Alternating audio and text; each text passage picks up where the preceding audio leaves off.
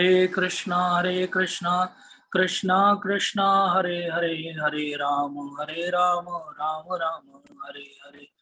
हरे कृष्णा कृष्णा कृष्णा हरे हरे, हरे राम राम राम हरे हरे। हरे कृष्णा कृष्णा कृष्णा हरे हरे, हरे राम राम राम। तो आप सभी का हार्दिक स्वागत है। आप सभी को धन्यवाद प्रणाम। और आप सभी की कृपा से मैं भगवान श्री कृष्ण के बारे में कुछ बोलने का दुस्साहस करूंगा। मेरी कोई भी क्वालिफिकेशन नहीं है कि मैं भगवान श्री कृष्ण के बारे में कुछ बोल पाऊँ, लेकिन श्रील प्रभुपाद के अनुमति उनके जो उन्होंने हमें बताया है उसी को मैं दोहराने का प्रयास करूँगा। और ये सीरीज हम लेंगे जन्माष्टमी तक, ताकि हम अपनी चेतना का विकास कर सकें कि किस प्रकार जन्माष्टमी के लिए हमें अपने आप को प्रिपेयर करना है। हम सबके जीवन में 20, 25, 30, 40, 50, 60 जन्माष्टमियां निकल चुकी हैं। तो आप प्रश्न करेंगे कि अब ऐसा क्या तैयारी करना, तो हर बार मनाते हैं जन्माष्टमी।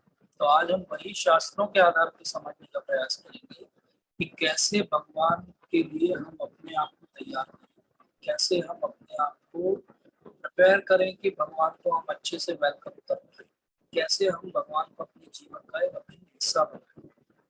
आज का जो सत्र है उसमें हम मेनली फोकस करेंगे कि क्या क्या हम कर सकते हैं प्रैक्टिकल, जिससे हम भगवान के निकट जा सकते हैं और भगवान को और विस्तार से और डिटेल से समझ सकते हैं। अब हमने ये सत्र लिया तो इस सत्र की शुरुआत में हम आपको एक छोटी सी कथा बताते हैं। एक व्यक्ति था विदेश की, ये सच्ची घटना है। विदेश का एक व्यक्ति था, उसके पास इतना धन था, इतना ऐश्वर्य था कि उसके जीवन में कुछ भी बचा नहीं था। बड़ा बोर सा जीवन था उसका, क्योंकि सब कुछ जो वो चाहता था उसको मिल जाता था। अब क्योंकि वो जो चाहता था उसको मिल जाता था, इसलिए उसको कुछ भी नॉवेल्टी अपने जीवन में नहीं लगती थी। तो वो और उसका एक दोस्त था, उन्होंने सोचा कि क्या हम नया एडवेंचरस करें जिससे जीवन में कुछ तो नया आए, कुछ तो एड्रेनलिन का संचार हो, कुछ तो थ्रिल बने।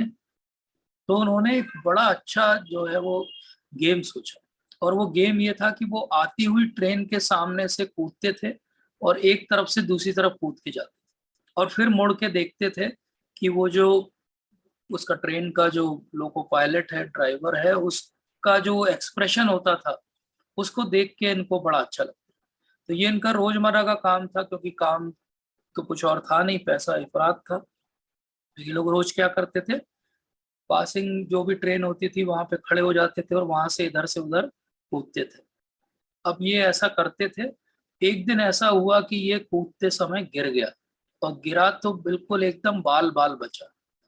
अब इसके बाद इसके जीवन में क्या हुआ, ये मैं आपको अंत में बताऊंगा। तो अभी जो हम सत्र ले रहे थे उसमें हमने जीव अर्थात हम कौन है ये हमने समझा, प्रकृति अर्थात ये नेचर जो हमारे आसपास दिखाई देता है ये क्या और कैसा है, ये हमने विस्तार से एक सत्र में समझा। काल या समय की गणना और समय कैसे चलता है साइक्लिकल फॉर्म में, इसको हमने समझा। और कर्म क्या होते हैं, अर्थात जीव जब प्रकृति के अधीन तीन गुणों के रहकर कार्य करता है तो वो जो कार्य करता है उसको कहते हैं कर्म। तो उसके कर्म क्या होते हैं। अब हम जो समझने का प्रयास कर रहे हैं वो ईश्वर या भगवान कौन है, क्योंकि भगवान ही जीव को भी बनाते हैं, भगवान ही प्रकृति के भी नियंता है, भगवान के अधीन काल भी है, और भगवान ही फाइनली काल और कर्म के आधार पर हमारे जीवन में अगला क्या घटित होगा उसको सैंक्शनिंग अथॉरिटी। तो इस प्रकार से इस सब के सेंटर में कौन है, ईश्वर या भगवान है। पिछला जो हमने सत्र लिया था अगर आपको याद हो, तो उस सत्र में हमने फेथ की बात की थी। फेथ अर्थात विश्वास। ये क्यों बात की थी हमने, क्योंकि जीव को अगर समझना है ईश्वर को तो उसको सबसे पहले भगवान के प्रति फेथ डेवलप करना।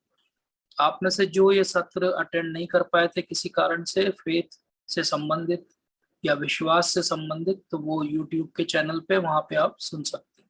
वो बहुत महत्वपूर्ण सत्र है, क्योंकि उसी से हम आगे जो भी ईश्वर के बारे में बात करेंगे उसको हम समझ पाएंगे। नहीं तो हमारे पुराने डाउट फिर से सिर उठाने लगेंगे और हम भगवान को अच्छे से फिर नहीं समझ पाएंगे। तो आज जो हम बात करेंगे वो पर्टिकुलरली ईश्वर या ईश्वर का तत्व क्या है इसके बारे में समझेंगे, और हम ईश्वर तक जीव के रूप में कैसे पहुंच सकते हैं इसको हम समझेंगे। क्योंकि एक्चुअली जन्माष्टमी क्या है? एक्चुअली जन्माष्टमी ये नहीं है कि ठीक है एक तारीख है, एक तिथि है और उस दिन भगवान का जन्म हुआ था रात को 12 बजे। एक्चुअल जन्माष्टमी है कि हमारे जीवन में कब भगवान का एंट्रेंस होगा, हमारे जीवन में कब भगवान ऐसे ही सेंट्रल पार्ट बन जाएंगे हमारे जीवन का, जैसे हमारे लिए ऑक्सीजन जरूरी है, जैसे हमारे लिए ब्लड जरूरी है, वैसे ही हमारे लिए भगवान भी जरूरी है। ये हम किस दिन समझने लगेंगे, वही वस्तुतः जन्माष्टमी है, क्योंकि तभी हमारे हृदय में भगवान का जन्म हुआ। तो इसी जन्माष्टमी को इस बार हम मनाना चाहते हैं। हम हर बार की तरह वाली जन्माष्टमी नहीं मनाना चाहते कि वो एक तारीख है और उस तारीख पे हमने कुछ रिचुअल कर दिए और उसके बाद हमने बोला कि हमने तो जन्माष्टमी बहुत धूमधाम से मनाई। वस्तुतः जन्माष्टमी तब मानी जाएगी जब हमारे हृदय में भगवान का प्राकट्य हो, वही हमारे लिए जन्माष्टमी है, बाकी तो केवल तारीख है। तो हमने समझा था पिछले सत्र में कि एक हमें फेथ का जंप या छलांग लगानी पड़ेगी। एक जो हिस्सा है लास्ट में भगवान को समझने का, वो लॉजिक के परे है। उसको लॉजिक के आधार पे हम कितनी उधेड़ बूंद कर लें कभी नहीं समझ पाएंगे। तो एक लीप ऑफ फेथ जिसको अंग्रेजी में कहते हैं, या एक फेथ की छलांग हमको लगानी ही पड़ेगी और वो बहुत जरूरी है। इसीलिए बाइबल के अंदर बहुत अच्छी बात की गई, जब से मैंने पढ़ा है इस बात को मुझे ये सेंटेंस याद रहता है, ल्यूक 1:37, कि faith does not make things easy, it makes them possible. तो ये भी याद रखना है कि ऐसा नहीं कि केवल हम फेथ रख लेंगे तो सब चीजें बहुत आसान हो जाएंगी, ऐसा बिल्कुल नहीं होगा, लेकिन पॉसिबल हो जाएंगे। जो वस्तुतः अभी इम्पॉसिबल है हमारे लिए, वो पॉसिबल हो जाएगा। फेथ से वस्तुएं इजी नहीं हो जाएंगी कि हम तो फेथ रखते हैं इसलिए हमारा जीवन इजी हो जाएगा, या हम फेथ रखते हैं इसलिए हमारा जो पूरा आसपास का समाज है वो बदल जाएगा हमारे लिए। ऐसा कुछ भी नहीं होगा, ऐसा कुछ भी नहीं होगा। बदलाव केवल आपको अपने अंदर करना पड़ेगा, और उस बदलाव से, उस विश्वास से केवल आपको जो चीजें आज आपके हाथ से दूर थी वो आपकी रीच में आ जाएंगी, पॉसिबल हो सकती हैं फ्यूचर में। ऐसी एक संभावना बनेगी। फेथ बस इतना कार्य करता है, फेथ इतना ही कर सकता है, अगर वो एकदम राइटली प्लेस फेथ हो तब। इसीलिए पहली सीढ़ी तो लेनी ही पड़ेगी। कई बार हम नई जगह जाते हैं, बहुत ऊंची सीढ़ियां रहती हैं, तो हम ये नहीं कहते हैं कि वो आखिरी सीढ़ी पे क्या मिलेगा। हम क्या करते हैं, हाँ यहाँ से चढ़ना चालू करते हैं, एक एक सीढ़ी चढ़ेंगे, ऊपर जो होगा उसको ऊपर पहुंच के देखेंगे। इसी प्रकार भगवान से संबंध हमें अगर स्थापित करना है तो एक एक स्टेप, छोटे छोटे कदम लेने पड़ेंगे, जीवन में छोटे छोटे बदलाव करने पड़ेंगे, ताकि अंत में इन सारे छोटे छोटे बदलावों से परिणाम ये हो कि भगवान हमारे जीवन का सेंटर बने। इस बात को ध्यान रखिए। फेथ केवल फेथ के लेवल पे रह जाएगा तो वो दिखावा ही हो जाएगा बस। Faith should transform into spirituality, faith should transform into connection with God. अगर आपके विश्वास से आपका भगवान से संबंध स्थापित नहीं होता तो वो विश्वास कोई भी कार्य नहीं कर रहा है।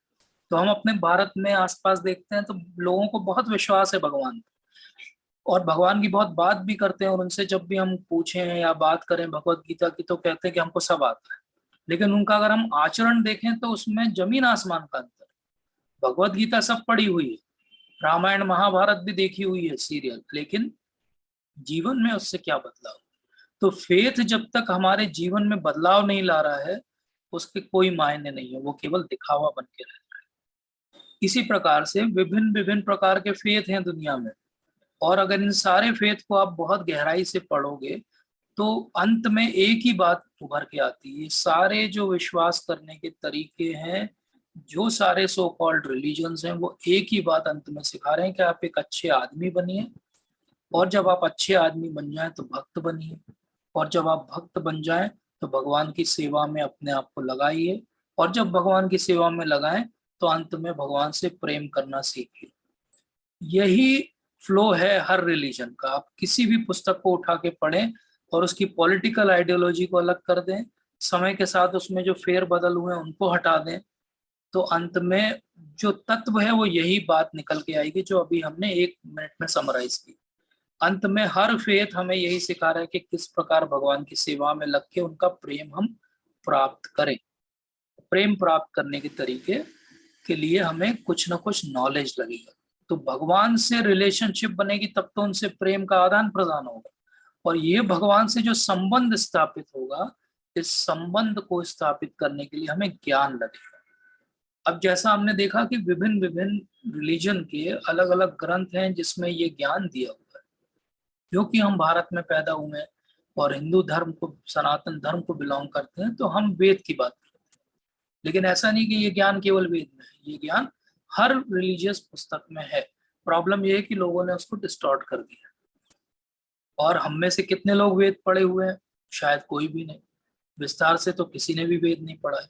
तो फिर ये ज्ञान जो भगवान से संबंध स्थापित करने का है, जिससे हमें भगवान का प्रेम प्राप्त हो, ये ज्ञान हमें मिलेगा कहाँ से और कैसे हम इस ज्ञान को प्राप्त कर पाए? तो ऐसा कहा जाता है भगवत गीता महात्म्य में कि सारे वेदों का सार निचोड़ जो है वो भगवत गीता है।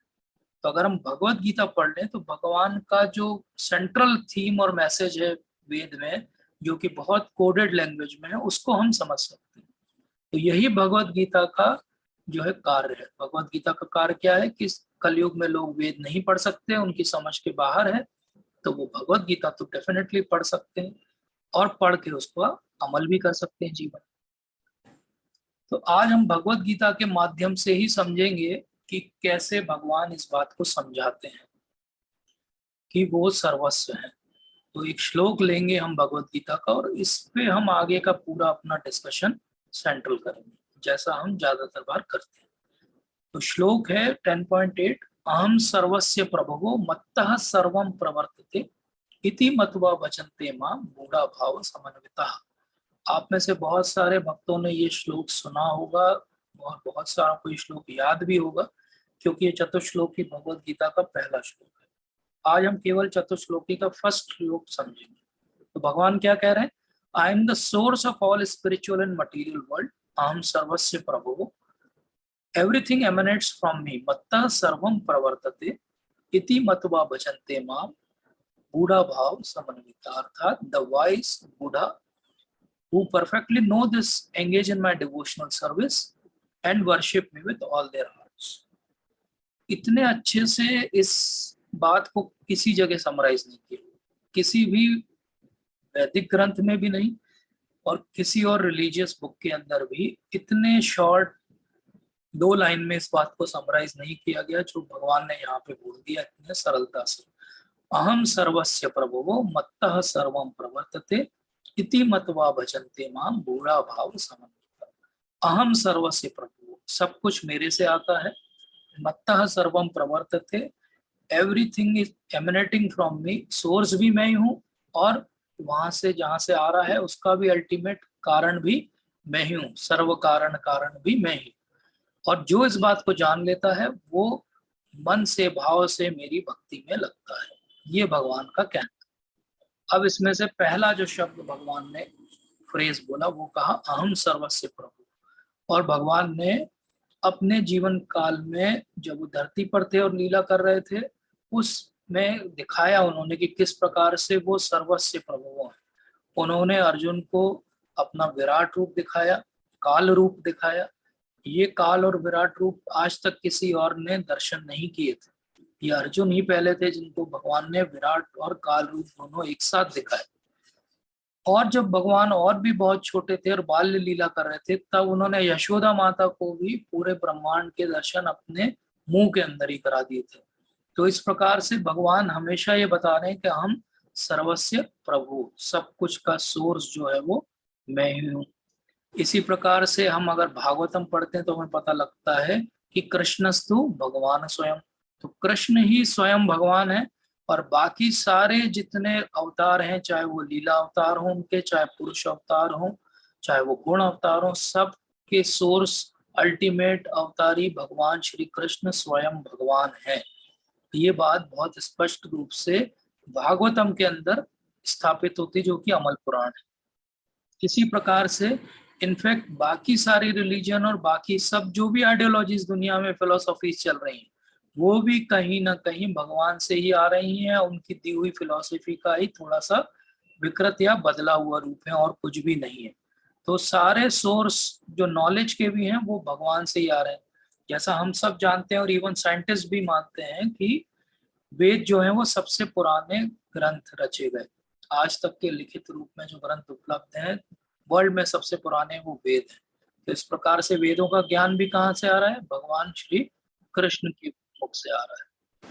इसी प्रकार जब भगवान देवकी और वसुदेव के सामने कारागार में जन्म भी लेते हैं तो उस समय भी वो एक पहले चतुर्भुज रूप में अपने आप के दर्शन कराते हैं, ताकि देवकी वसुदेव को ये विश्वास हो जाए कि स्वयं भगवान ही आए हैं, और फिर वो उनकी स्तुति करने पर और उनकी रिक्वेस्ट करने पर वो अपने द्विज रूप में आते हैं। तो इस प्रकार से यहाँ पर भी भगवान अपने इस ऐश्वर्य को बता रहे हैं कि अहम सर्वस्य प्रभु, मैं किसी भी रूप में कहीं भी किसी भी समय क्षण आ सकता हूँ। मत्तः सर्वम प्रवर्तते। सारा ये जो दृश्यमान जगत है ये भगवान जब महाविष्णु के रूप में अपना विस्तार करते हैं तो उनके जो छोटे छोटे रोम छिद्र हैं उन रोम छिद्रों से ये जो है सारे ब्रह्मांड निकलते हैं, और इन हर ब्रह्मांड के अंदर फिर भगवान एंटर करते हैं और गर्भोदक्षाई के रूप में वहां शयन करते हैं, और उनकी नाभि से जब एक कमल निकलता है तो उस कमल में ब्रह्मा जी आसीन हैं, और वो ब्रह्मा जी का जो कमल का नाल है उसमें सारी सृष्टियां हैं और सारे लोग समाहित हैं, और ऐसे असंख्य लोग हमेशा निकलते रहते हैं। तो मत्तः सर्वम प्रवर्तते, ना केवल मटेरियल जो लगता है क्रिएशन के लिए, इवन जो जीवात्मा इसके अंदर है वो भी महाविष्णु के दृष्टिपात से ही आती हैं और चलायमान होती है। तो इस प्रकार भगवान इस बात को भी यहाँ प्रूव कर देते हैं कि मत्तः सर्वम प्रवर्तते। तो हमने देखा कि किस प्रकार ऋग्वेद, यजुर्वेद, सामवेद, अथर्ववेद या भगवत गीता किसी भी रूप से हम समझें तो इस बात को बहुत आसानी से हम समझ सकते हैं। और भगवान इसी बात की और स्पष्टता से 15वें अध्याय में भगवत गीता में चर्चा करते हैं। वहां पे वो कहते हैं कि वेदिश्च सर्वैर अहम वेद वेद वेदांत कृत वेद विदेव चाह। भगवान कहते हैं कि सारे वेद जो हैं वो मेरे से ही आ रहे हैं, और सारे वेदांत का भी रचना करने वाला मैं ही हूँ, क्योंकि वेद व्यास जी जो हैं वो भी भगवान के ही शक्त्यावेश अवतार हैं। और वो ये भी कहते हैं कि ये सारे वेदों का काम भी एक ही है, केवल एक ही कार्य है, और वो मुझे जानना है और कुछ भी नहीं। तो वेदों का सार हम समझे तो क्या है? भगवान कृष्ण को जानना ही वेदों का सार है। और वेद सबसे पुराना ज्ञान है जो धरती पर उपलब्ध है, और सबसे पुराने ज्ञान के बारे में स्वयं भगवान क्या कह रहे हैं कि ये मैंने ही दिया है और इसका एक ही कार्य है, और वो कार्य है केवल मुझे जानना। तो जब इस बात तक हम डिस्कशन लेकर आते हैं तो ज्यादातर लोग कहते हैं कि आई नो कृष्णा, मैं तो भगवान को जानता हूँ, और वो उदाहरण भी दे देते हैं कि हमने तो पूरी महाभारत देखी, हमने तो कृष्णा सीरियल देखा है, हमने तो नए वाले सीरियल्स भी देखे हैं, हम तो सब कुछ जानते हैं भगवान के बारे में। तो प्रश्न ये उठता है, क्या इस प्रकार से भगवान को जानना है और इस प्रकार से जानना पर्याप्त है क्या भगवान को? क्योंकि हम क्या एम लेकर चले हैं कि जन्माष्टमी इस बार की हमारी स्पेशल होना चाहिए, भगवान कृष्ण का प्राकट्य हमारे हृदय में होना चाहिए और हमें इसकी अनुभूति होना चाहिए। तो क्या इस प्रकार से आई नो कृष्ण कहने से बात चल जाएगी? तो एक्चुअली भगवान को जानना क्या होता है इसको समझना बहुत जरूरी है। मान लीजिए कोई व्यक्ति हो जिसको डायमंड्स के बारे में जानकारी हो, डायमंड अर्थात हीरे, और हीरे के बारे में उसको इतनी जानकारी हो कि वो जानता हो कि ये एक एलोट्रोप है कार्बन का, और कार्बन के स्ट्रक्चर के बदलने से ये कोयला भी बन सकता है, ग्रेफाइट भी बन सकता है, और ये डायमंड या हीरा भी बन सकता है। उसको इसका सिंबल पता हो, उसको सब कुछ पता हो, लेकिन क्या इस भर से उसको कोई बात में उसके जीवन में कोई बदलाव होगा? तो मोस्टली वो एक आध एमसीक्यू इससे सही करके आ जाएगा, एक आध कभी वाइवा में आंसर दे देगा, इससे ज्यादा उसको जीवन में बदलाव इस जानकारी से नहीं होगा। लेकिन अगर कोई व्यक्ति उसको आके बताए कि आपको हम एक बहुत सीक्रेट बात बताते हैं कि आप अगर अपने घर के पीछे का जो आंगन है उसमें खुदाई करेंगे तो आपको ऐसे बहुत सारे हीरे मिल सकते हैं। तो ये क्या हुआ ये जो उसको इंफॉर्मेशन थी, अब उसने एक्चुअली प्रैक्टिकल रूप लिया, ट्रांसफॉर्मेशन। तो हम चाहे कहें कि हम भगवान को जानते हैं, हम भगवान को बहुत जानते हैं, क्योंकि हमने टीवी सीरियल में, आसपास की बातचीत में, हमारी दादी माँ की कहानी में सुना है भगवान के बारे में। तो वो कैसा है, वो केवल हमारे पास इंफॉर्मेशन, क्या उससे हमारे जीवन में कोई बदलाव? उस तरह से भगवान को जानना वैसा ही है जैसे हीरे के बारे में टेक्निकली हर चीज जानना, लेकिन जेब में एक भी हीरा ना हो। ज्यादा अच्छा क्या है कि हम टेक्निकलिटी कम जाने, लेकिन हमारी जेब में हीरा रहे, क्योंकि वैल्यू हीरे की है। वैल्यू हीरे के जुड़े केवल ज्ञान की नहीं। और इसका अर्थ ये भी नहीं लेना चाहिए कि हीरे के ज्ञान की आवश्यकता हमें नहीं है, डेफिनेटली, तभी तो हम हीरे को पहचान पाएंगे। तो नॉलेज भी जरूरी है, लेकिन नॉलेज के साथ साथ ये रियलाइजेशन भी जरूरी कि ये डेस्परेट मेरी नीड है। इसीलिए भगवान आगे कहते हैं कि इति मतवा भजन्ते माम। तो इसका अर्थ क्या हुआ कि बोले जो ये जानते हैं वो क्या करते हैं, जो ये जानते हैं वो मेरे भजन में लगते हैं। तो हम दो उदाहरण लेते हैं। भगवान श्री कृष्ण जब अपनी बाल्य लीला कर रहे हैं वृंदावन में, तो वहां पे ऐसा होता है कि इंद्र की पूजा वो रोक देते हैं, क्योंकि वो कहते हैं गोवर्धन की पूजा होना चाहिए। और एक बार जब वो अपने ग्वालों के साथ में भोजन ले रहे हैं, तो ऊपर से ब्रह्मा जी देख लेते हैं और बोलते हैं कि अरे ये तो यही कृष्ण है क्या, ये तो झूठा खा रहा है, ये तो कैसे छोटा सा बालक जैसा है, यही सच में भगवान है क्या? ये दोनों भ्रमित हो जाते हैं, और दोनों के भ्रम को भगवान अलग अलग प्रकार से दूर करते हैं। इंद्र के भ्रम को दूर करने के लिए वो 7 दिन का समय लेते हैं, और उनको गोवर्धन लीला करके वो उनके भ्रम को दूर करते हैं। और ब्रह्मा जी के भ्रम को दूर करने के लिए पूरा 1 साल लेते हैं, और 1 साल तक वो अपने विभिन्न विस्तारों के रूप में वृंदावन में किसी को पता भी नहीं चलने देते हैं कि उनके सारे ग्वाल बालों को तो ब्रह्मा जी हर के ले गए। तो ये क्या हुआ, ये दोनों बहुत क्वालिफाइड लोग हैं, बहुत ज्ञानी हैं, हम लोगों से बहुत ज्यादा जो है वो एडवांस्ड है। एक के तो 4 4 सिर हैं, अर्थात तो उनका तो ज्ञान की पराकाष्ठा, क्योंकि वो तो सबसे पहले पुरुष है पूरी सृष्टि के। लेकिन फिर भी वो भगवान के बारे में भ्रमित हो जाते हैं। तो इसीलिए भगवान को प्रामाणिक तरीके से जानना बहुत जरूरी है। केवल हम टीवी सीरियल या कोई कही सुनी बातों से अगर भगवान को जानने का प्रयास करेंगे, तो हमारा ज्ञान कभी भी कंप्लीट नहीं होगा। और क्योंकि हमारा ज्ञान कभी कंप्लीट नहीं होगा, तो हमारा ट्रांसफॉर्मेशन भी कभी कंप्लीट नहीं होगा। इसलिए बहुत जरूरी है कि भगवान को जाने। और कैसे पता चले कि कोई भगवान को जान रहा है? वो उसके जीवन के बदलाव से पता चलेगा। अगर उसका लगाव भगवान की तरफ बढ़ रहा है, वो भक्ति में आगे प्रगति कर रहा है, मतलब वो भगवान को जान रहा है। अन्यथा अगर उस सारे 700 श्लोक भी याद हो और भागवतम के सारे 18,000 तात्पर्य भी उसे याद हो, लेकिन वो उसके कोई भी कार्य नहीं आएंगे। इसीलिए श्रील प्रभुपाद कहते हैं कि बुरा भाव समन्विता का अर्थ क्या है, कि पूरे भाव के साथ वो फिर भक्ति में लगता है। तो कोई अगर हमसे कहे डिस्कशन में कि हम तो भगवान को बहुत अच्छे से जानते हैं, तो साधारण एक प्रश्न उठता है कि क्या आप पूरे भाव से उनकी भक्ति करते हो? अगर आप उनकी भाव से भक्ति नहीं कर पा रहे हो, अर्थात आप भगवान को अभी भी नहीं समझे हो। इसीलिए चैतन्य महाप्रभु सनातन गोस्वामी को जब संबंध का ज्ञान देते हैं, तो चैतन्य चरितामृत में वो बताते हैं कि 3 वस्तुएं ही वेदों में है केवल। पहला है संबंध का ज्ञान, दूसरा है अभिधेय का ज्ञान, और तीसरा है प्रयोजन का ज्ञान। आज हमारा डिस्कशन मेनली संबंध के ज्ञान पे। संबंध को हम थोड़ा सा समझते हैं टेक्निकली। टेक्निकली संबंध का अर्थ होता है कि हम एक जीवात्मा है, और हमारा इंडिपेंडेंट एग्जिस्टेंस नहीं है, हम डिपेंडेंट एग्जिस्टेंस है हमारा भगवान के साथ। तो इसी को प्रभुपाद कहते हैं अंग्रेजी में पार्ट एंड पार्सल। तो हम क्या हैं, भगवान से भिन्न भी हैं, लेकिन भगवान के ही एक हिस्सा है। तो हमारा अस्तित्व अलग है, लेकिन हमारा अस्तित्व भगवान पर निर्भर करता है।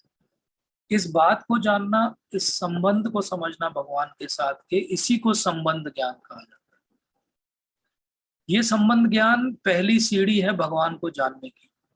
और संबंध ज्ञान के बाद आता है अभिधेय ज्ञान। अभिधेय ज्ञान का अर्थ होता है कि अब मैंने संबंध तो समझ लिया, अब मैं किस प्रकार से इस संबंध को पुनर्जागृत करूं, इसको कहते हैं अभिधेय ज्ञान। और मैं क्यों इसको जागृत करूं, मुझे अल्टीमेटली इससे क्या मिलेगा, मेरा प्रयोजन क्या है, इसको कहते हैं प्रयोजन ज्ञान। तो पहली बात, अगर हमें जन्माष्टमी में भगवान के तत्व को समझना है तो हमें संबंध ज्ञान हमारे अंदर जागृत करना पड़ेगा। संबंध ज्ञान साधारण सी भाषा में इतना है कि मैं एक जीवात्मा हूं और मेरा भगवान के साथ क्या संबंध है, इस संबंध को समझना ही संबंध ज्ञान है। तो हम सबके अंदर एक कहीं ना कहीं छुपी हुई इच्छा रहती है कि हमें कोई ना कोई प्रेम करे, और ये प्रेम हम सांसारिक वस्तुओं में, सांसारिक संबंधों में ढूंढते हैं, और उसकी पूर्णता कभी हमें नहीं मिलती। भगवान को जानने का अर्थ क्या है? भगवान को जानने का अर्थ यह है कि इस बात को समझना कि भगवान मेरे प्रेम के अल्टीमेट जो है वो ऑब्जेक्ट है, और पूरे हृदय से भगवान को समर्पित होके ये प्रेम अर्पित करना, इसी को संबंध कहा जाएगा। तो संबंध कब जागृत होगा? जब हम ये उत्कंठा हमारे अंदर लाएंगे कि हम भगवान से प्रेम जागृत करके प्रेम का संबंध भगवान से डेवलप करना चाहते हैं।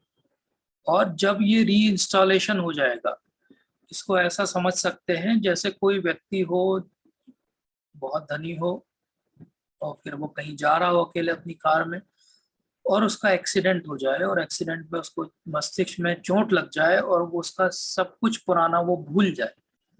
अब वो पुराना भूल गया है, उसको अपना नाम भी याद नहीं है, उसको अपना एड्रेस भी याद नहीं है, उसको कुछ भी याद नहीं है अपने बारे में। अब क्योंकि कुछ भी याद नहीं है तो वो क्या करेगा?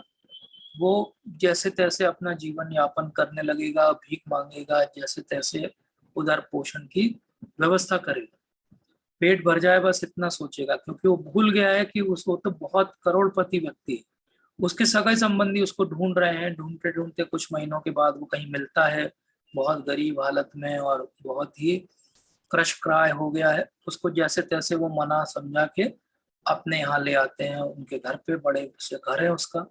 अब उसको क्या करेंगे वो? अब उसको धीरे धीरे जिन वस्तुओं से वो प्रेम करता था, जो पुराना लगाव था उसका, वो सब वस्तु, वो संबंधी उसके सामने आएंगे, बात करेंगे, उसको दिखाया जाएगा, ऐसी थेरेपी की जाएगी कि धीरे धीरे शायद उसको कहीं से पुरानी उसकी याददाश्त लौटे, और उसको याद आए कि वो कौन है और उसका संबंध इस घर से क्या है, और एक्चुअली वो इतना गरीब और इतना गया गुजरी स्थिति में कैसे पहुंच गया। यही हमारी भी स्थिति है। हम भगवान के साथ बहुत अच्छे से और बहुत प्रेम पूर्वक उनकी सेवा में नियुक्त हो सकते हैं, लेकिन हम वो सब भूल के यहाँ पे माया के चक्कर में पड़े हुए। इस बात को जागृत करना ही संबंध ज्ञान है। तो भगवान ने इस एक ही श्लोक में ये भी बता दिया कि वो क्या है, और उन्होंने जीवात्मा की भी बात कर ली, और उन्होंने ये भी समझा दिया कि इस जीवात्मा का मेरे साथ क्या संबंध है, और जो इस संबंध को समझेगा वो कैसे अपना जीवन जिएगा, बुरा भाव समन्विता भाव के साथ जीवन जिएगा।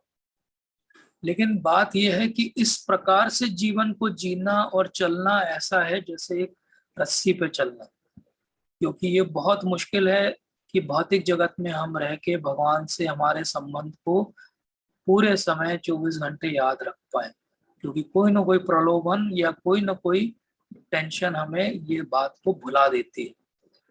तो अगली बात जो हम करेंगे कि हम कैसे इस प्रकार से डेस्परेट बने भगवान के लिए। ये जो डेस्परेशन है भगवान के लिए, ये जो इच्छा है कि मैं भगवान को कभी ना भूलूं और हमेशा उनको याद रखूं, इसी को कहा जाता है भाव। ये बहुत महत्वपूर्ण कॉन्सेप्ट है जो भक्ति का एक्चुअली सेंट्रल फोर्स है। अगर आपके अंदर भाव नहीं है भगवान को लेकर, तो फिर जो भी हम कर रहे हैं वो केवल दिखावा है, उसके अलावा कुछ नहीं, और वो बहुत दिन तक नहीं चलेगा, क्योंकि हमें वो बर्डन लगने लगेगा, और बर्डन को हम बहुत देर नहीं उठा पाएंगे, रख देंगे नीचे। तो भक्ति हमारी बहुत देर नहीं चल पाएगी अगर हम भगवान के लिए डेस्परेट नहीं। तो कैसे हम भगवान के लिए डेस्परेट हो सकते हैं, ये भी एक्चुअली इसी श्लोक में भगवान ने बहुत ब्यूटीफुली हमें समझाया है। तो हम सर्वस्य प्रभो मत्तः सर्वम प्रवर्तते इति मतवा बचन्ते मां मूढ़ा भाव समन्विता।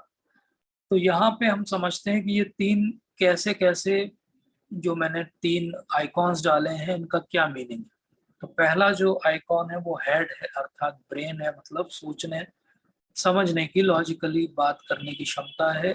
एक है हार्ट, अर्थात भावना की बात हो रही है।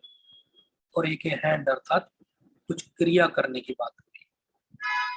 तो एक्चुअली भाव क्या है? भाव ये तीनों बातें हैं, बहुत ध्यान से इसको समझिए। भाव तीनों बातें हैं, भाव हेड में भी होगा, हार्ट में भी होगा और हैंड्स में भी होगा।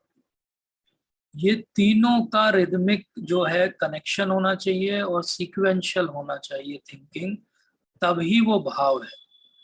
ये मैं क्यों कह रहा हूं? क्योंकि बहुत सारे लोग हमारे यहाँ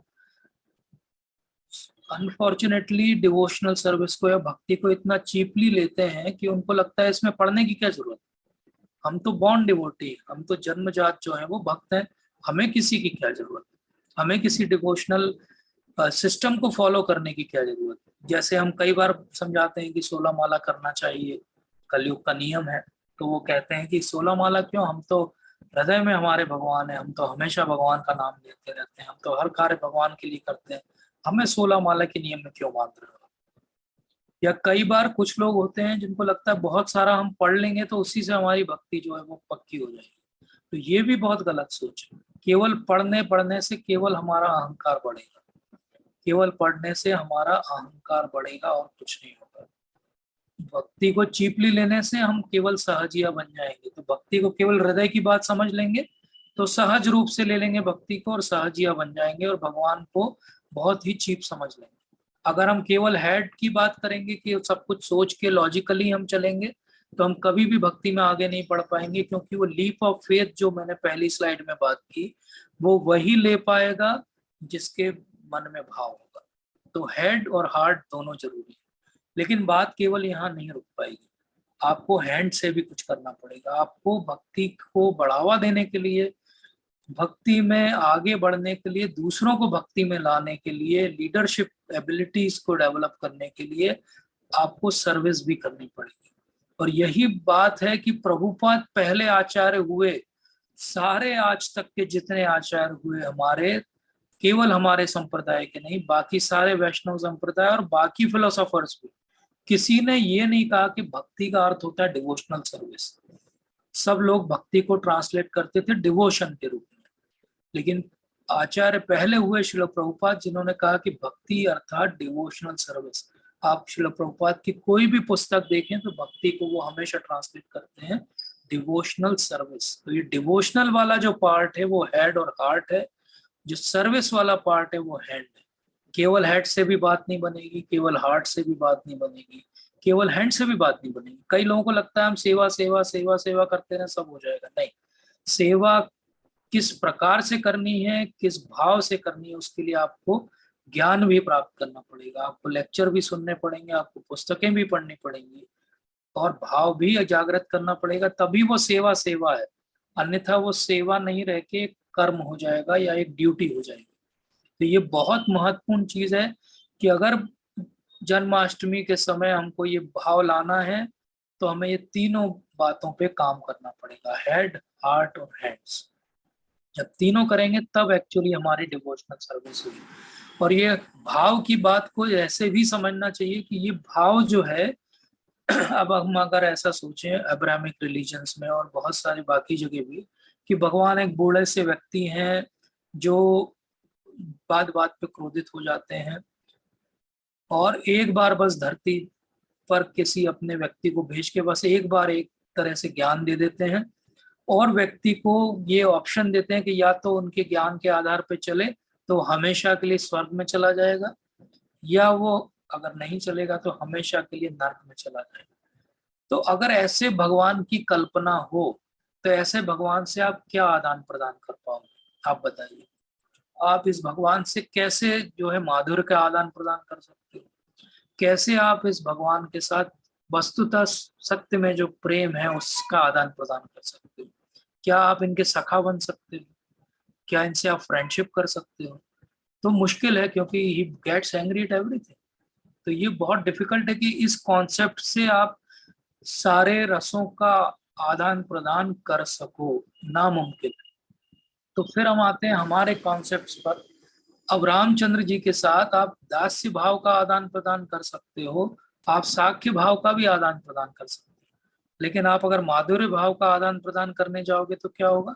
रामचंद्र जी बोलेंगे मैं एक पत्नी व्रतधारी हूँ, आई कैनॉट एंटरटेन। तो यहाँ भी आपके सारे भावों का आदान प्रदान नहीं हो सकता। अगर आप सोचो कि आप शिव जी और उनकी फैमिली के साथ आदान प्रदान करोगे तो दे आर गृहस्थास, आप डेफिनेटली उनकी बहुत अच्छी सेवा करके उनको प्रसन्न कर सकते हो। लेकिन माधुर्य का आदान प्रदान तो हमने सारे शास्त्रों को खंगाल लें लेकिन कहीं भी हमें नहीं मिलेगा शिव जी के साथ किसी का भी हुआ। तो इस प्रकार से हम देखते हैं कि ये जो माधुर्य के साथ भगवान के साथ भाव जागृत करना है, वो किसी भी और देवता में और किसी भी और रिलीजन में हो ही नहीं सकता। आप हनुमान जी के साथ में माधुर्य का आदान प्रदान नहीं कर सकते, वो चिर ब्रह्मचारी हैं। तो इस प्रकार से माधुर्य का आदान प्रदान और ऐसी सुंदर सुंदर लीलाएं तो केवल भगवान श्री कृष्ण के साथ ही हो सकती हैं, चाहे वो गोपियों की लीला हो, चाहे वो यशोदा माता की लीला हो, चाहे वो गोप ग्वालों की लीला हो, चाहे वरिष्ठ गोपों की लीला हो, चाहे वो भगवान का गौओं के साथ और वृंदावन के पेड़ पौधे लताओं के साथ आदान प्रदान। तो इस बात से ये बहुत स्पष्ट रूप से प्रूव होता है कि रस की थ्योरी के हिसाब से अगर हम देखें तो केवल भगवान कृष्ण ही हैं जिनसे सारे रसों में हम आदान प्रदान कर सकते हैं, शांत रस से लगा के माधुर रस तक। और यही बात भगवान को बहुत स्पेशल या पूर्ण पुरुषोत्तम भगवान बनाती है, क्योंकि वो भगवान के साथ हम हर रस में उनके साथ लग सकते हैं। इवन जो वहां पे राक्षस आते हैं उनको भी भगवान इतने दयालु हैं कि मुक्ति दे देते हैं। तो पहली राक्षसी जो आती है पूतना, उसको अपनी माता का दर्जा दे देते हैं। कितनी बड़ी बात है, कोई आपके लिए नेगेटिव सोच रहा हो और आप उसके लिए थोड़ा बहुत पॉजिटिव कर दो, माफ कर दो, यहाँ तक तो हम कहते हैं कि ठीक है, करते हैं, दुनिया में भी होता है ऐसा। लेकिन आप उसको सीधे माता का ही दर्जा दे दो, जो जहर लेकर आया हो आपके लिए उसको आप माँ का दर्जा दे दो, उसको यशोदा माँ के बराबर बना दो, ये केवल भगवान ही कर सकते हैं। ये जो आदान प्रदान है भगवान का, इसीलिए भगवान को कहते हैं भावग्राही जनार्दन। भगवान ही अकेले हैं जो भावों को ग्रहण करते हैं हमारे, इसीलिए जन्माष्टमी बहुत महत्वपूर्ण है। अगर हमारी भावों की जो है पराकाष्ठा नहीं होती जन्माष्टमी के दिन, मतलब हमने भगवान को समझा ही नहीं। और अगर हमें विस्तार से भगवान श्री कृष्ण की लीलाओं को समझना हो तो मैं आप सबसे हाथ जोड़ के विनती करूंगा कि ये पुस्तक जरूर पढ़िए और पढ़ते रहिए, बार बार पढ़िए। Krishna the supreme personality of God है श्रील प्रभुपाद की पुस्तक, कृष्ण पूर्ण पुरुषोत्तम भगवान। इस पुस्तक में श्रील प्रभुपाद ने दशम स्कंद की पूरी सार रूप में व्याख्या की है और बहुत ही सुंदर तरीके से भगवान की सारी लीलाओं को हमारे समझने लायक एग्जाम्पल्स के साथ और हम समझ सकें ऐसी शैली और भाषा में हमें प्रस्तुत किया। तो बहुत अच्छी पुस्तक है, हम सबको इस पुस्तक को बार बार पढ़ते ही रहना चाहिए। तो अभी तक हमने ये बात की कि किस प्रकार हम एक विश्वास रख के भगवान से जो है वो एक रिलेशनशिप जो है डेवलप करते हैं। ये विश्वास किस बात पे आधारित है? ये विश्वास हमने देखा दो बातों पे आधारित है अभी तक की हमारी चर्चा में। एक ज्ञान पे आधारित है, जिसको हमने समझा कि वेदों का सार भगवत गीता है और भगवत गीता के 10.8 से हमने समझा, और उसी 10.8 से हमने समझा कि जिसके पास ये ज्ञान आ जाएगा उसके पास भाव भी भगवान के लिए आएगा ही आएगा। ये पैकेज डील है। ऐसा हो ही नहीं सकता कि कोई भगवान के बारे में सच में ज्ञान प्राप्त कर ले और उसको भाव जागृत ना हो, और ऐसा भी नहीं हो सकता कि बिना ज्ञान के किसी को भाव जागृत हो जाए। ये अनहर्ड है, ऐसा हो ही नहीं सकता। तो भगवान से संबंध कब स्थापित होगा? जब ये दो चीजें होंगी, नॉलेज भी होगा, ज्ञान भी होगा, भाव भी होगा, रिलेशनशिप भी होगा। इसी फेथ को हमने पिछले सत्र में कहा था कि ये स्पिरिचुअल फेथ है, ये आध्यात्मिक विश्वास है। ये आध्यात्मिक विश्वास रख के हमको आगे बढ़ना पड़ेगा कि भगवान के बारे में हम जब ज्ञान प्राप्त करेंगे तो ये भाव भी आएगा। कई बार ये प्रश्न उठाते हैं भक्त की, हमको 8 साल हो गए, 10 साल हो गए, 15 साल हो गए, 20 साल हो गए भक्ति करते हुए, लेकिन हमें तो कोई भाव नहीं आया। तो हमें अपनी जो पद्धति है भक्ति करने की उसको चेक करना चाहिए, किसी वरिष्ठ वैष्णव की सहायता लेनी चाहिए, हमारे जो मेंटर हैं उनसे डिस्कस करना चाहिए, और साथ में उतावला भी नहीं होना चाहिए। जैसा मैंने सेकंड स्लाइड में आपको कहा था कि हम एक एक सीढ़ी जब चढ़ते हैं तो हम ये नहीं सोचते कि आखिरी सीढ़ी पे क्या मिलेगा, हम एक एक सीढ़ी चढ़ते जाते हैं और सोचते हैं कि आगे अच्छा ही होगा। इसी प्रकार हम एक एक सीढ़ी थोड़ा थोड़ा नॉलेज प्राप्त करें, थोड़ा थोड़ा भाव आएगा, फिर थोड़ा नॉलेज, फिर भाव। इस प्रकार से भगवान की सेवा में अपने आप को नियुक्त करेंगे, तब हमारी जो है अगली स्थिति आएगी। जब हमारे अंदर भाव आ जाएगा तो क्या उसके बाद हम शांत हो जाएंगे? तो ये बात भी बिल्कुल अच्छे से याद रख लीजिए कि ऐसा बिल्कुल नहीं होगा।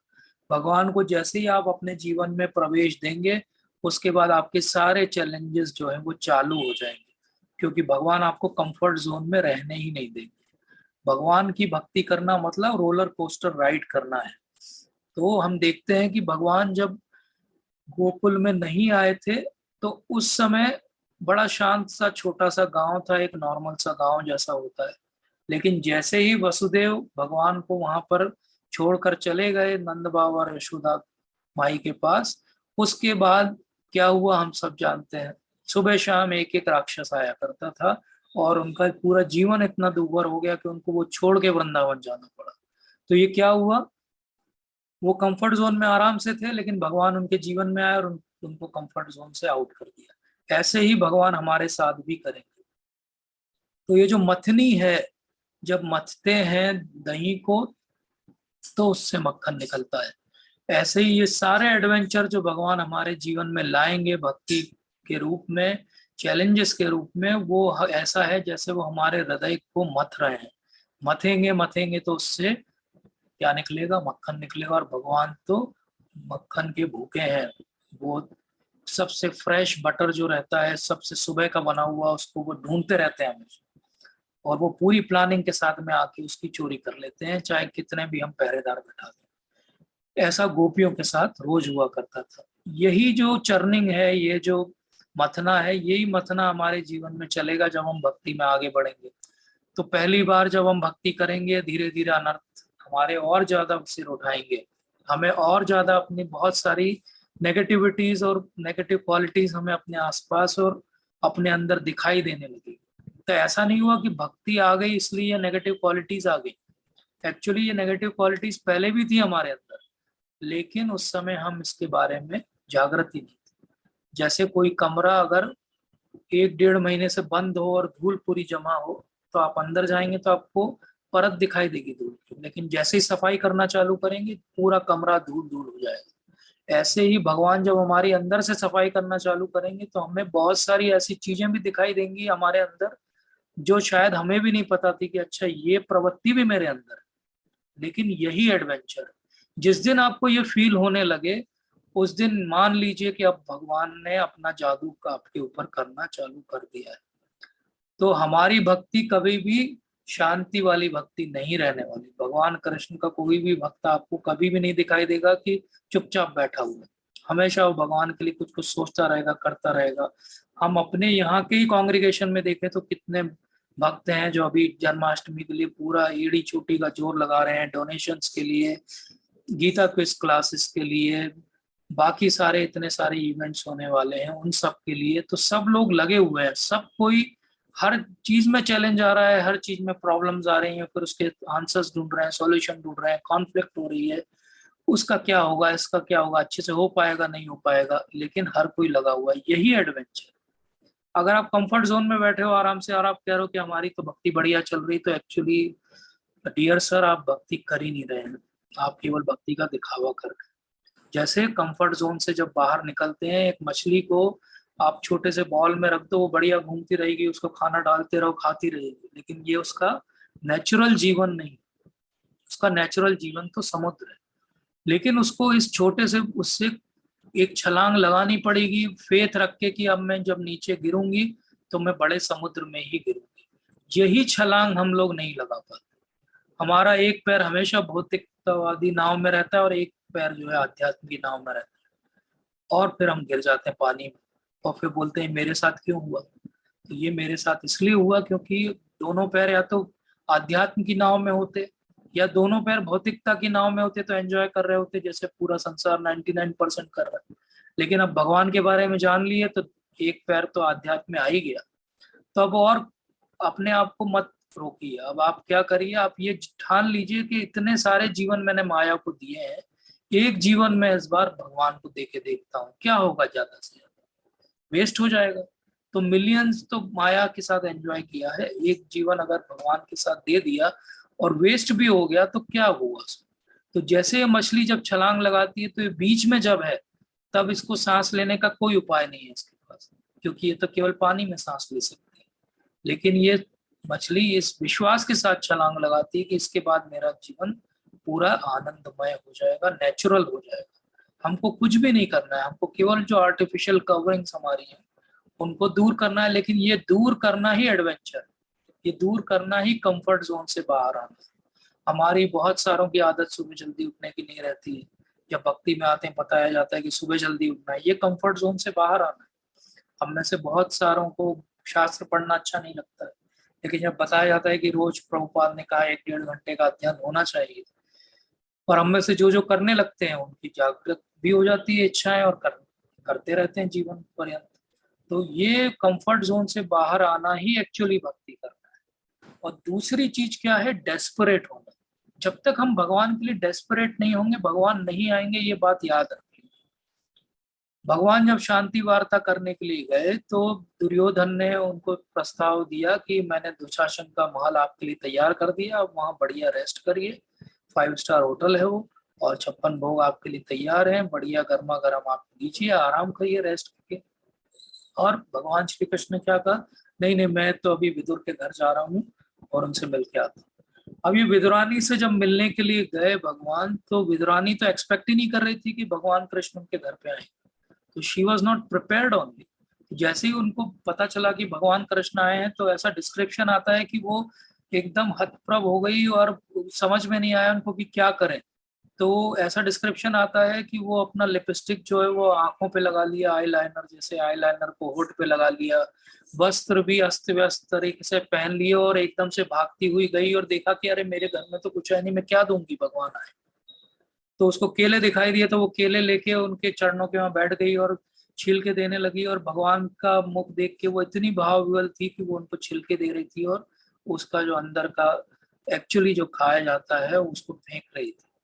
और भगवान भी इतने भावग्राही हैं कि वो छिलके भी खा रहे थे। तभी विदुर आया और उन्होंने बोला, विदुरानी क्या कर रही हो तुम? तो क्या हम ऐसे डेस्परेट हैं कि भगवान किसी दिन आएंगे हमारे घर में तो हम ऐसा उनका स्वागत सत्कार करेंगे इतने हतप्रभ होके? यही डेस्परेशन है। ये डेस्परेशन किस व्यक्ति को आएगा, जो कंफर्ट जोन के बाहर आएगा। जो कंफर्ट जोन के बाहर नहीं आएगा उसको ये डेस्परेशन भी नहीं आएगा। भगवान आते हैं जब हम डिस्ट्रेस में रहते हैं, डेस्परेशन के साथ डिस्ट्रेस और जुड़ जाए। जैसे देवकी और वसुदेव कितने ज्यादा परेशान हैं, उनके इतने सारे बालकों की, नवजातों की हत्या उनके सामने हो जाती और वो कुछ नहीं कर पा रहे। सोचिए किस पीड़ा में होंगी वो माँ, और किस पीड़ा में होंगे वो पिता। लेकिन वो क्या कर रहे हैं, वो पूरे समय भगवान की भक्ति में लगे हैं, और भगवान उसका फल भी उन्हें उसी प्रकार से देते हैं। अर्जुन जो इतने ज्यादा डिस्ट्रेस में है, लेकिन वो क्या करते हैं, भगवान की तरफ मुख करते हैं, बोलते हैं कि भगवान मैं आपका शिष्य हूँ, अब आप मुझे बताइए। तो क्या जब हमारे जीवन में परेशानी आती है तो हम भगवान की तरफ मुख करते हैं कि हम अपने सॉल्यूशंस ढूंढते हैं? अगर हम अपने सॉल्यूशंस बस ढूंढते हैं और भगवान को उसका हिस्सा नहीं बनाते हैं सॉल्यूशन का, तो ये सही तरीका नहीं है। भगवान हमारे जीवन में कब आएंगे, जब हम डेस्परेट होंगे, जब हम डिस्ट्रेस्ड होंगे, जब हम तैयार होंगे भगवान के एडवेंचर के लिए, जब हम अपनी कंफर्ट जोन से बाहर आने के लिए रेडी होंगे। और इसी को भगवान कहते हैं भगवत गीता में, मन मना भव मद भक्तो मध्याजी माम नमस्तु ममे वेश्यसि सत्यम ते प्रतिजानी प्रिय। तो क्या करना है, मन मना भव मद भक्तो। तो इसको अमोघ लीला प्रभु जी बहुत अच्छा बताते हैं कि मद भक्तो, मद भक्तों को इंग्लिश में लिखेंगे MAD, मद भक्तो। तो MAD वो कहते हैं, MAD को इंग्लिश वाला MAD समझना चाहिए। मन मना भव मद भक्तो बोले मैड भक्त बनना पड़ेगा, पागल बनना पड़ेगा भगवान के लिए, तब भगवान आएंगे। जैसे विदुरानी पागल हो गई, जैसे अर्जुन को समझ में नहीं आया कि अब मैं क्या करूं, जैसे देव की वसुदेव को कहीं कोई ठोर नहीं दिखाई दिया, जब वो स्थिति आएगी तब भगवान आएंगे। तो ऐसे ही एक फ्रूट सेलर की कथा हमने सबने सुनी है, लेकिन जीव गोस्वामी उसको बहुत विस्तार से और बहुत डिटेल से बताते हैं, जो नॉर्मली ग्रंथों में या कहीं पे नहीं मिलता है। तो फ्रूट सेलर की कथा में वो ये बताते हैं कि किस प्रकार से एक स्त्री है जो कि अपने जो है सारे उनको फ्रूट्स को बेचती है, और उसके बहुत सारे लोग जो हैं वो फ्रूट्स खरीदते हैं उससे, क्योंकि उसके फ्रूट्स अच्छे रहते हैं। लेकिन अभी कुछ दिनों से वो ये देखती है कि जो भी उससे फ्रूट खरीद रहा है वो उससे एक प्रश्न ये पूछता है कि क्या तुमने कृष्ण को ये दिए फल।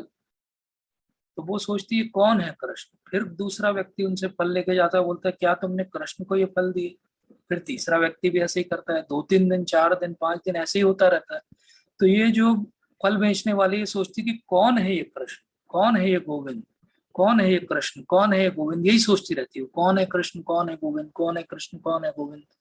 इतनी ज्यादा वो भाव में हो जाती है कि वो फल बेचते हुए पहले बोला करती थी कि ये सेब ले लो, केला ले लो, पपीता ले लो, अब वो ये बोलने लगती है कि गोविंद ले लो, माधव ले लो। ये बोल बोल के लोग उसको याद दिलाते हैं, ये क्या बेच रही हो तुम, फल बेच रही हो कि भगवान को बेच रही हो। बोले अरे मैं क्या बोल रही हूँ, नहीं नहीं नहीं, फल बेच रही हूँ। फिर थोड़ी देर बाद फिर वो यही कहने लगती है। तो जीव गोस्वामी बताते हैं कि इस प्रकार वो ढूंढती रहती कि कहाँ है ये कृष्ण, कहाँ रहते हैं, लोगों से पूछती है। फिर वो किसी प्रकार से सुनते सुनते समझते वो कृष्ण के घर के वहां पहुंच जाती, नंद बाबा के महल पे।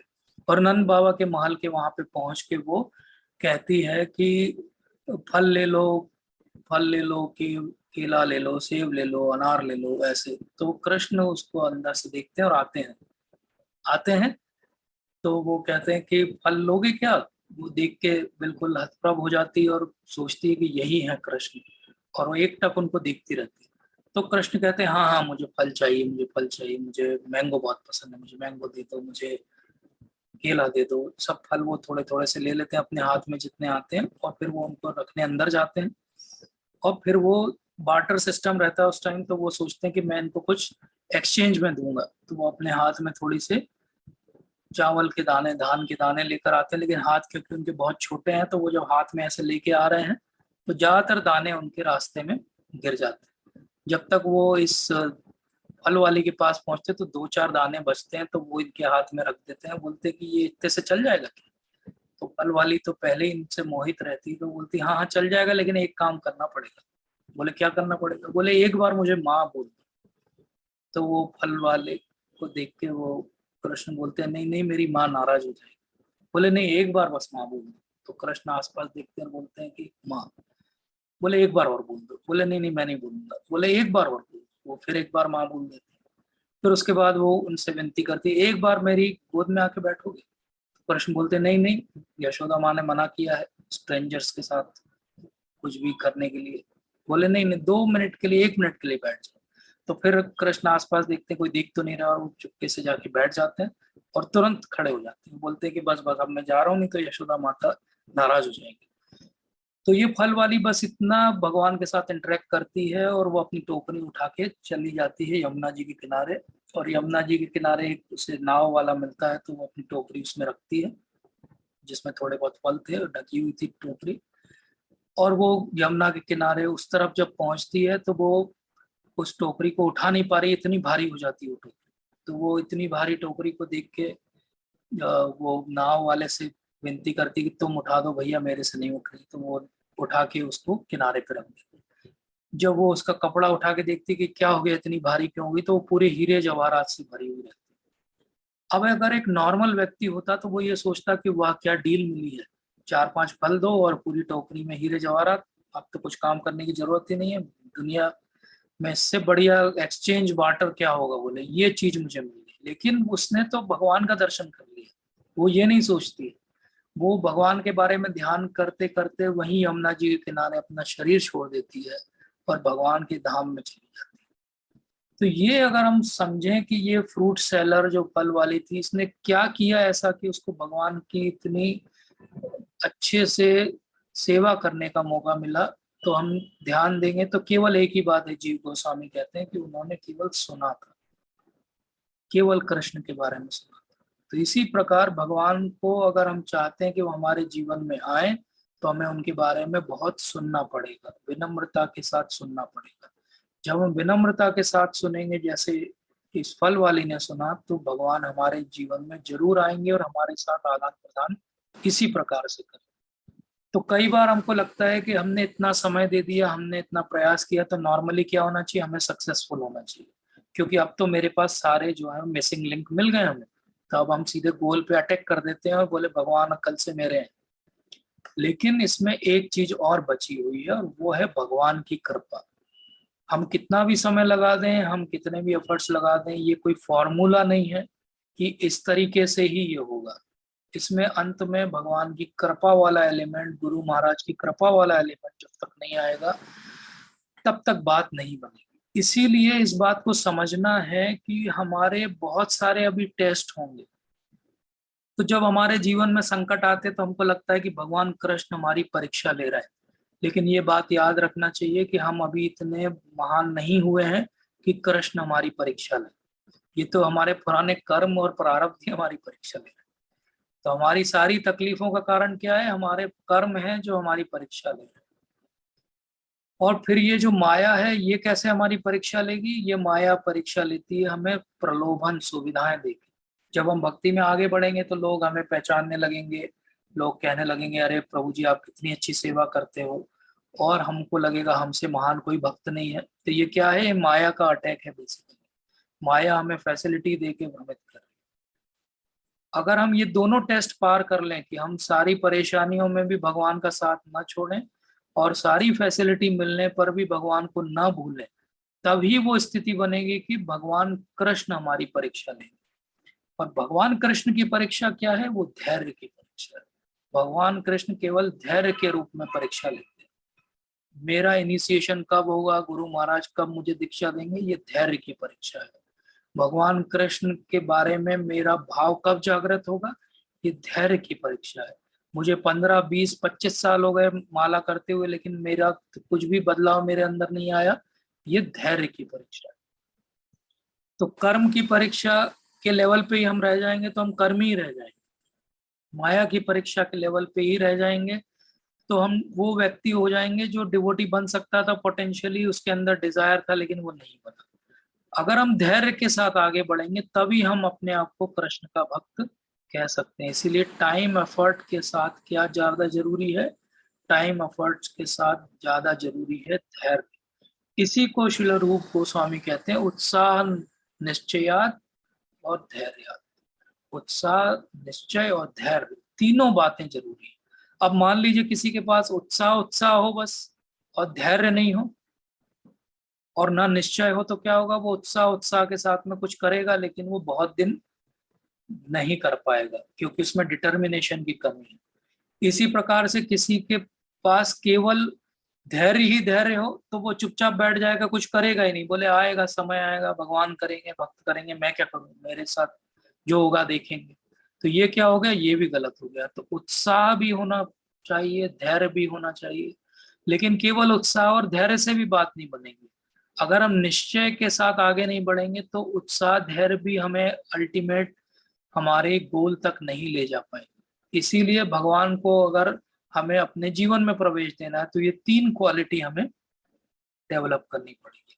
उत्साह भी चाहिए, धैर्य भी चाहिए और निश्चय भी चाहिए। ये तीनों वस्तुएं जिसके अंदर होंगी, उपदेशामृत में बहुत स्पष्ट कहा गया है, उसकी भक्ति प्रसिद्ध अति होगी, उसकी भक्ति प्रसिद्ध होगी। तो आज के सत्र को अगर मैं एक स्लाइड में समराइज करना चाहूँ तो वो ऐसा है कि स्पिरिचुअल हमें फेथ डेवलप करना पड़ेगा, पहली चीज जो हमने पिछले सत्र में विस्तार से समझा था।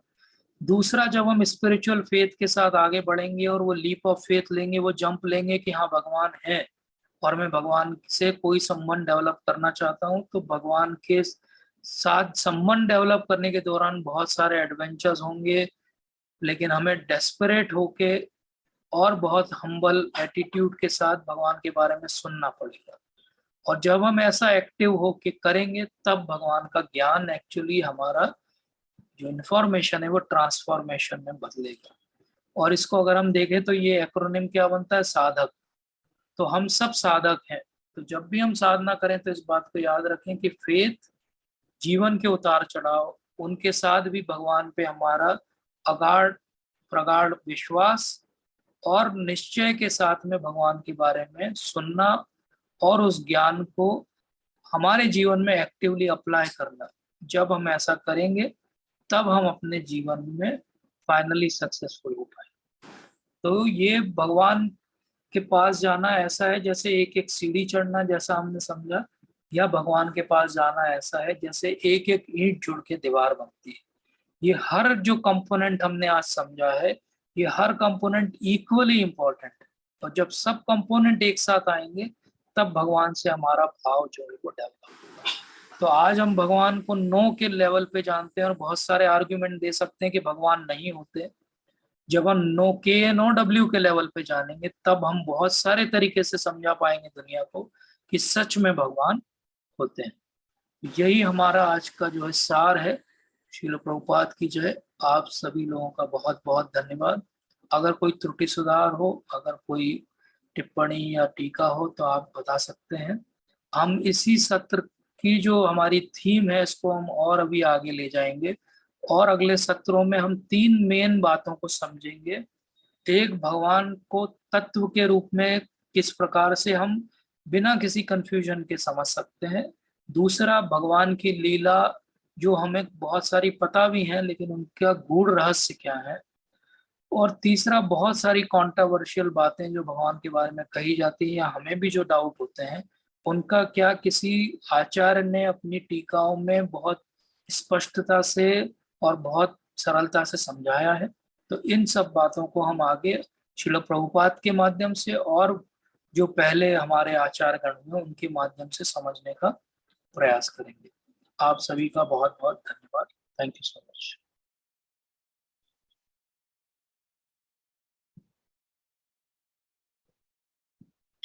अमरीश प्रभु जी कुछ पूछना चाहते हैं? जी प्रभु जी। हरे कृष्ण प्रभु जी। हरे कृष्ण। जी प्रभु जी, धन्यवाद प्रणाम। प्रभु जी, आज कृष्ण जी के बारे में, ईश्वर के बारे में डिस्कशन हुआ है। जी इसमें प्रभु जी जो भगवान है, कृष्ण है, फिर उनके ही विस्तार कारणोदकशाही विष्णु, क्षीरोदकशाही विष्णु और महाविष्णु, जी और जो नंद बाबा के यहाँ जो कृष्ण भगवान ने जिन्होंने जन्म लिया था जी वो कृष्ण, तो वो दोनों एक ही हैं कि अलग अलग हैं?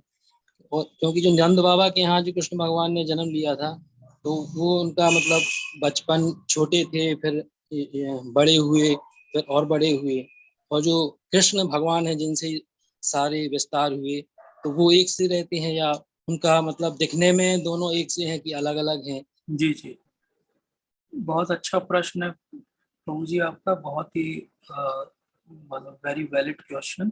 और उसको हमारे आचार्य गणों ने ऐसे समझाया है कि बेसिकली जो कृष्ण है वो कृष्णस्तु भगवान स्वयं है। ये हमारा परिभाषा सूत्र है। तो भगवान कौन है? कृष्ण ही है। और वो कृष्ण कौन है? जो गोलोक में रहते हैं। गोलोक से भगवान यहाँ पर आते हैं इस भौम वृंदावन में। तो इस भौम वृंदावन अर्थात इस धरती पे जो वृंदावन है, नंद बाबा यशोदा माई वहां पर आते हैं और वो धीरे धीरे ऐसी लीला करते हैं कि वो छोटे से बालक हैं और फिर वो बड़े हो रहे हैं और फिर कई असुरों का वध कर रहे हैं, बहुत नटखट जो है लीलाएं कर रहे हैं। तो ये वही भगवान है जो कृष्णस्तु भगवान स्वयं है।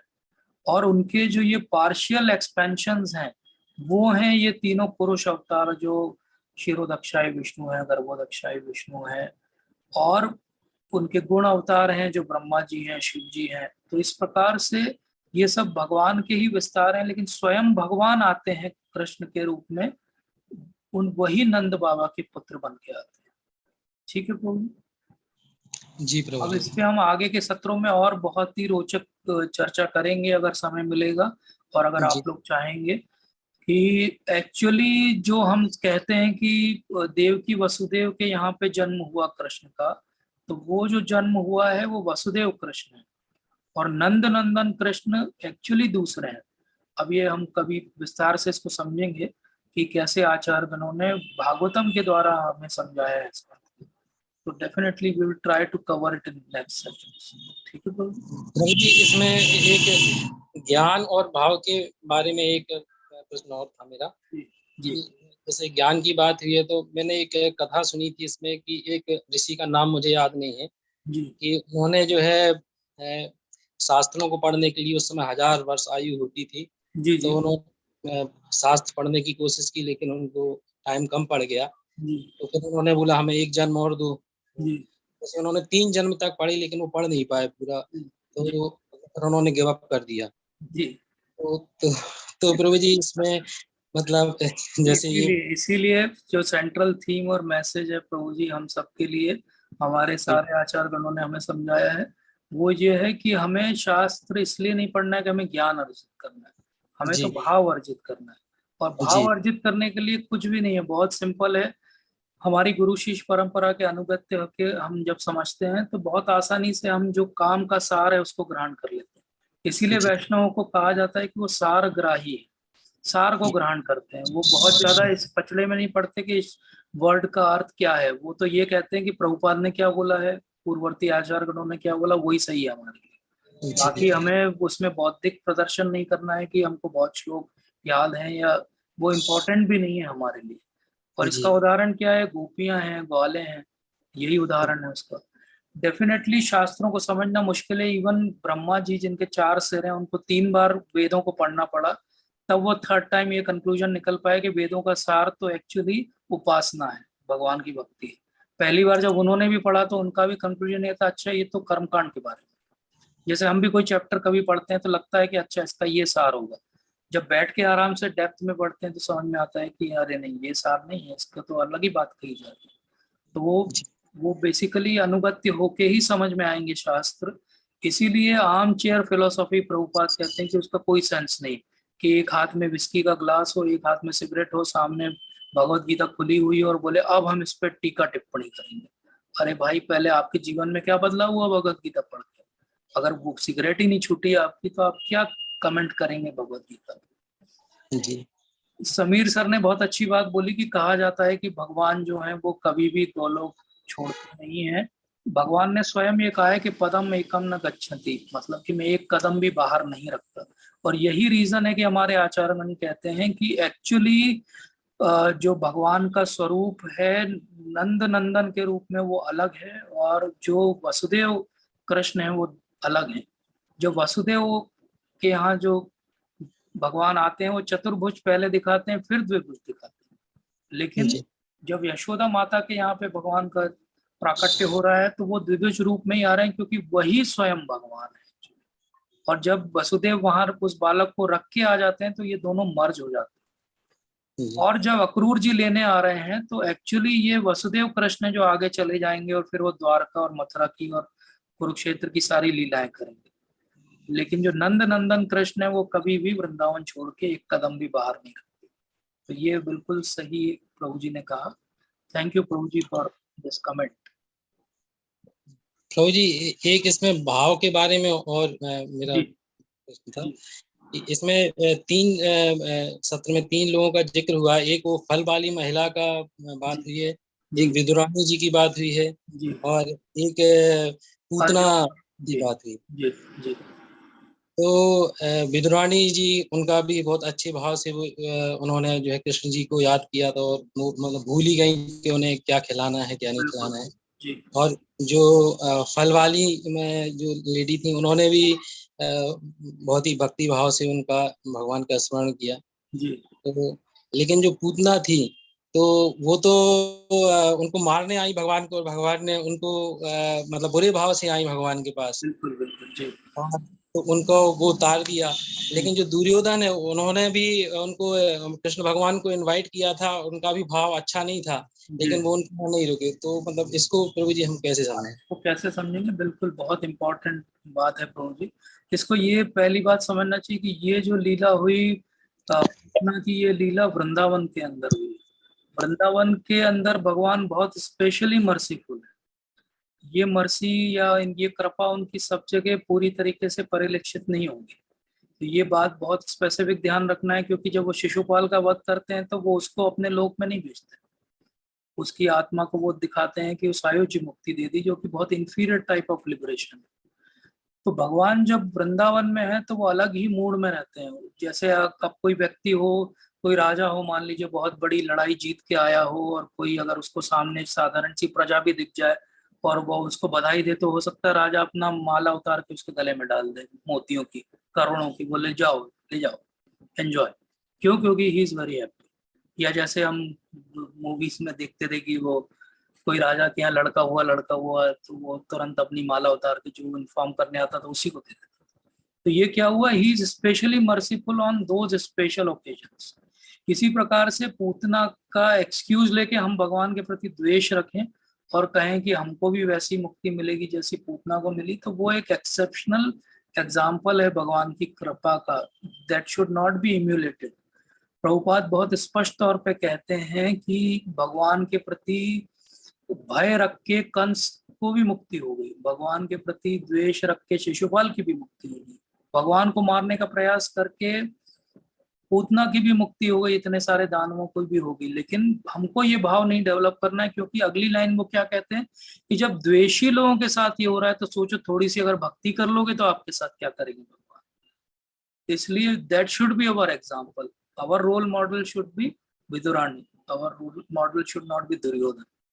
अब दुर्योधन के साथ स्पेशल क्या था? क्योंकि दुर्योधन ने केवल भगवान के साथ द्वेष नहीं किया, दुर्योधन ने भगवान के जो महान भक्त हैं उनके साथ द्वेष किया, और इसको भगवान कभी माफ नहीं करते। इसके बहुत सारे एग्जाम्पल हैं, जैसे दुर्वासा मुनि को भगवान ने माफ नहीं किया क्योंकि वो उनके भक्तों के प्रति द्वेष रख रहे। इसी प्रकार से शिशुपाल के 98 जब तक वो गालियां देता रहा उसको कुछ नहीं किया, क्योंकि वो 98 गाली तक भगवान को गालियां दे रहा था। लेकिन 99 और 100 गाली उसने वहां पे बैठे हुए भीष्म पितामह जो भगवान के महान भक्त हैं और नकुल और सहदेव जो भगवान के भक्त हैं उनको दी थी। तब भगवान सहन नहीं कर पाया और उसका सिर उड़ा दिया। तो ये बहुत स्पेसिफिक है, भगवान बहुत रेसिप्रोकेटिव नेचर के हैं।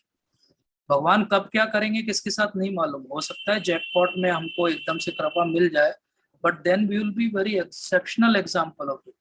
हम ये नहीं कह सकते कि अगर किसी को जैकपॉट की कृपा मिली तो हमको भी मिलेगी। हमको तो साधना भक्ति से ही वो कृपा अर्जित करनी पड़ेगी, या फिर आपके अंदर इतना सामर्थ्य हो कि आप कंस या रावण जैसे उस लेवल के दानव बन सको, तो डेफिनेटली करना चाहिए, क्योंकि भगवान को फिर आना ही पड़ेगा आपके लिए। बट ऐसा होगा नहीं इसलिए ज्यादा सेफर रास्ता प्रभुपाद कहते हैं ये है कि हम भगवान के साथ प्रेम का संबंध डेवलप करें। ठीक है प्रभु जी। जी प्रभु जी, बहुत बहुत धन्यवाद। Thank you. कोई और प्रश्न है किसी का, या हम विराम दें यहाँ पर? हम आप हरे लोग, कृष्णा प्रभु जी। हाँ एक मिनट माता जी, हम आप सबसे ये भी विनती करना चाहते हैं कि आप ये भी बताइए कि अगले सत्रों में जन्माष्टमी तक आप क्या चाहते हैं, क्या आपके डाउट्स हैं, क्या सुनना चाहते हैं, क्या कंफ्यूजन्स हैं, ताकि हम उस आधार पे सत्रों का चयन कर सकें जो आपके लिए और ज्यादा लाभप्रद। जी माता जी, सॉरी, बताइए। हाँ प्रभु जी, मुझे ये क्वेश्चन पूछना था कि इस्कॉन तो गौड़ीय वैष्णव संप्रदाय है ना, जी तो फिर हम डायरेक्टली राधा रानी के बारे में क्यों नहीं मतलब बात करते हैं, सीधे भगवान श्री कृष्ण को क्यों फोकस करते हैं? जी, बहुत अच्छा प्रश्न माता जी। एक्चुअली गॉड वैष्णविज्म का अर्थ ये नहीं कि हम राधा रानी पे अकेले फोकस करेंगे। हम ये जरूर समझते हैं कि हमें जो कृपा मिलेगी वो राधा रानी के थ्रू मिलेगी, ज्यादा आसानी से मिलेगी। तो इसलिए हम जब हरे कृष्ण मंत्र भी करते हैं तो हम क्या प्रे करते हैं कि हे राधा रानी मुझे कृष्ण की सेवा में लगाओ। तो हमारे कॉन्सेप्ट बहुत क्लियर है गॉड वैष्णविज्म में कि शक्ति कौन है और शक्तिमान कौन है। शक्तिमान भगवान श्री कृष्ण स्वयं भगवान है जो त्रिभंग ललित रूप में वृंदावन में निवास करते हैं, और उनकी जो सबसे परम शक्ति है वो राधा रानी है, जो कि आराधनी शक्ति का मूर्तिमान रूप है। ये गॉड वैष्णव फिलोसफी है। तो डेफिनेटली जब तक हम शक्ति को केवल पूजा करते रहेंगे और शक्तिमान को समझेंगे ही नहीं कुछ, तो ऐसा नहीं होगा। तो साधना भक्ति के समय हमारा मेन फोकस जो है वो तत्व को समझना है, और तत्व क्या है कि भगवान जो है वो शक्तिमान है और उनकी शक्ति राधा रानी है। तो हमें दोनों की बात करके समझना पड़ेगा। एक समय जरूर ऐसा आ सकता है आगे चल के कभी कि हम राधा रानी की ज्यादा बात करें, क्योंकि अब हम शक्ति के रूप में भगवान के प्रति ज्यादा निकट आ रहे हैं और शक्तिमान की हम उतनी बात ना करें। बट प्रभुपाद ने हमें ऐसा नहीं सिखाया, इसलिए हम हमेशा कृष्ण की ही बात करते हैं। ठीक है माता जी। हाँ प्रभु जी, धन्यवाद। हरे कृष्णा। हरे कृष्ण।